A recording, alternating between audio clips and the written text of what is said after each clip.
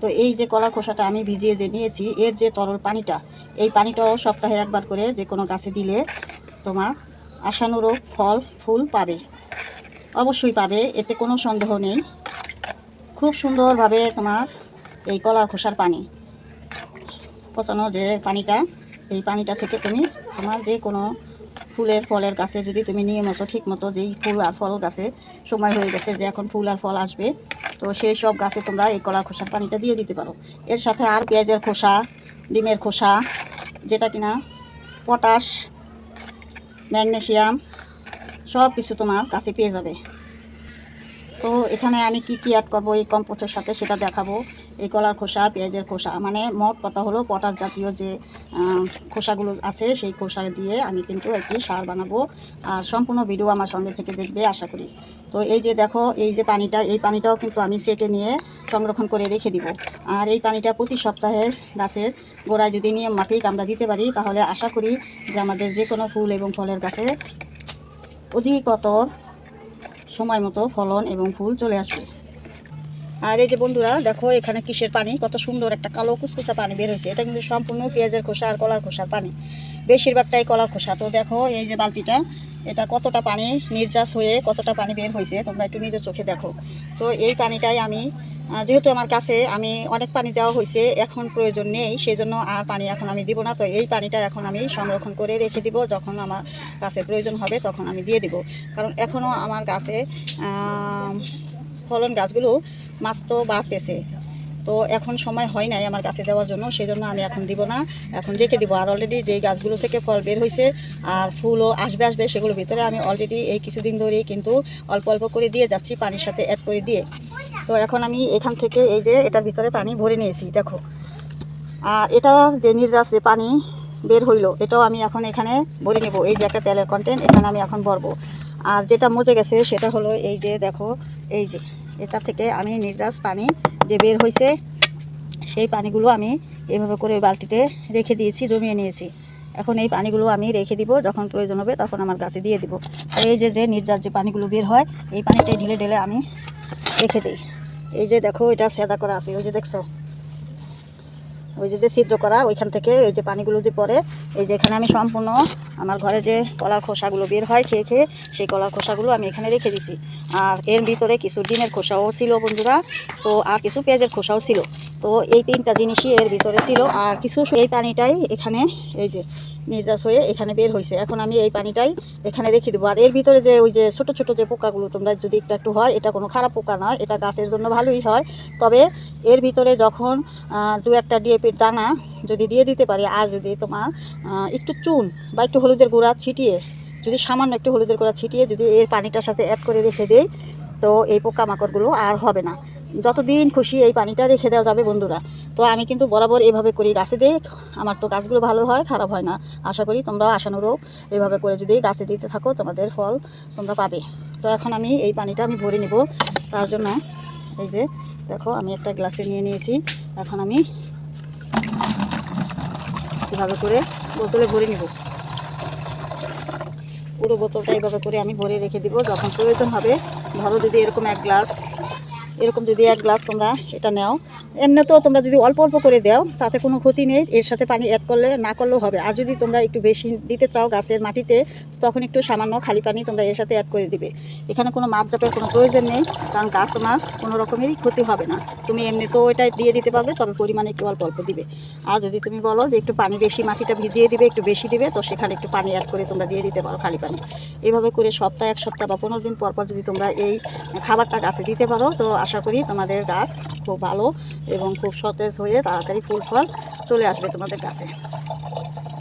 তো আমি পুরো বোতলটা এভাবে ভরে নিচ্ছি বন্ধুরা।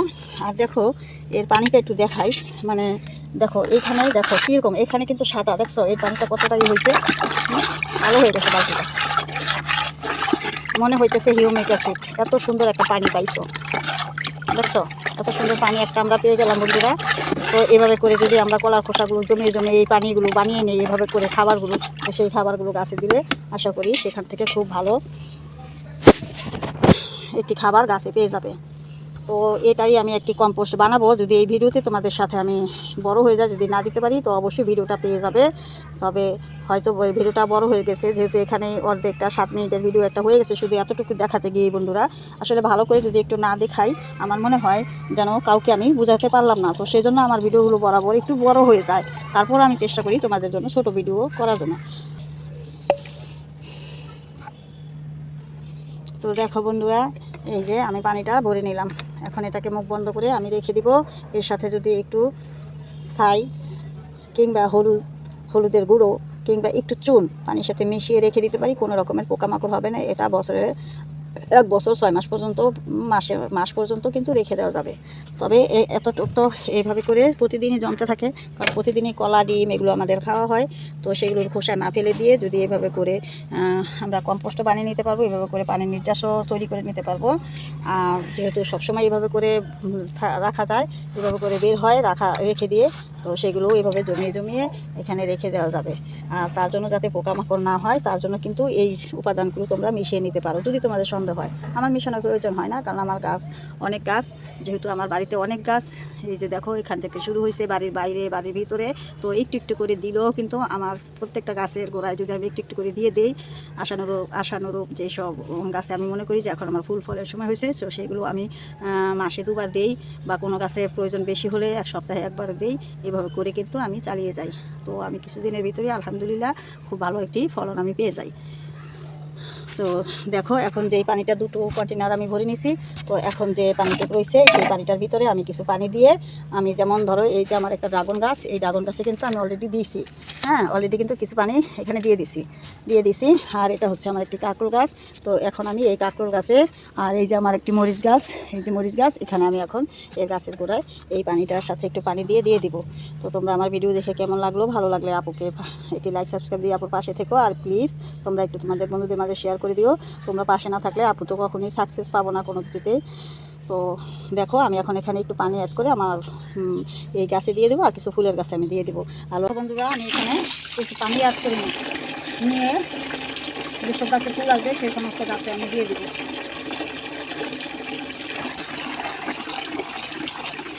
এর ভিতরে কীভাবে তোমরা একটু হলুদের গুঁড়ো দিয়ে নিতে পারবে, এতে করে ফাঙ্গাস লাগার কোনো ভয় থাকবে না।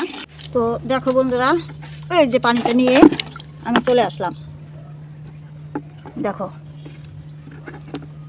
এই পানিটা আমি এই যে গাছের গোড়ায় দিয়ে দিব, বেশি না, এই যে এরকম 1 গ্লাস করে দিলেই যথেষ্ট। এই যে এগুলো আমার জবা গাছ, তো এগুলোর ভিতরে আমি দিয়ে দিচ্ছি। এই যে এটার আমার মাটিতে লাগানো জবা গাছটি, এর থেকে খুব ভালো আমি ফলন পাই। আর এই যেগুলো দিয়ে রেখেছি, এগুলো কিছুদিন আগে নির্যাস পানিটা গাছের গোড়ায় চলে গেছে, আর এখানে যেগুলো ছিল সেগুলো দিয়ে আমি কম্পোস্ট বানিয়ে নিয়েছি। তো এই কম্পোস্ট সারটা তোমরা পেয়ে যাবে তাড়াতাড়ি, আমার ভিডিও আমি তোমাদের দিব, এর ভিতরেই দিয়ে দিব, 2-1 দিন পরেই তোমরা পেয়ে যাবে। এর ভিতর থেকে যে নির্যাস পানিটা তো নিয়েই নিছি, যেই খোসাগুলো আছে কলার খোসা, তো সেটার একটা ভিডিও আমি বানাবো, সেটা তোমরা পেয়ে যাবা। আর এই যে দেখো আমার এর ভিতরে যে ফুল, তো এখন যদি এই গাছটার ভিতরে আমি এই কলার খোসার পানিটা দিয়ে দিই, তো আরও বেশি অধিকত আমার এখান থেকে বলো, এই যে ব্রাঞ্চগুলো দেখো, এই সব জায়গা থেকে কিন্তু আরও বেশি বেশি করে এরকম কলি চলে আসবে। আর এর ভিতরে তো আমি দিয়েই গেছি, সেটা তো তোমাদের বলছি ভিডিওতে। তো এখন আবার একটু দিতেছি, না দিলেও হতো, তারপরে তোমাদের দেখাইতেছি। এই যে দেখো এই যে গাছের গোড়াটা, এই যে দেখো পাতার জন্য কিন্তু আমি দেখাইতে পারতেছি না, এই যে দেখো এই যে দিয়ে দিছি। তো এইভাবে করে কিন্তু যেই সব গাছে ফুল সেগুলোর ভিতরে কিন্তু এভাবে করে দিয়ে দেওয়া যায়।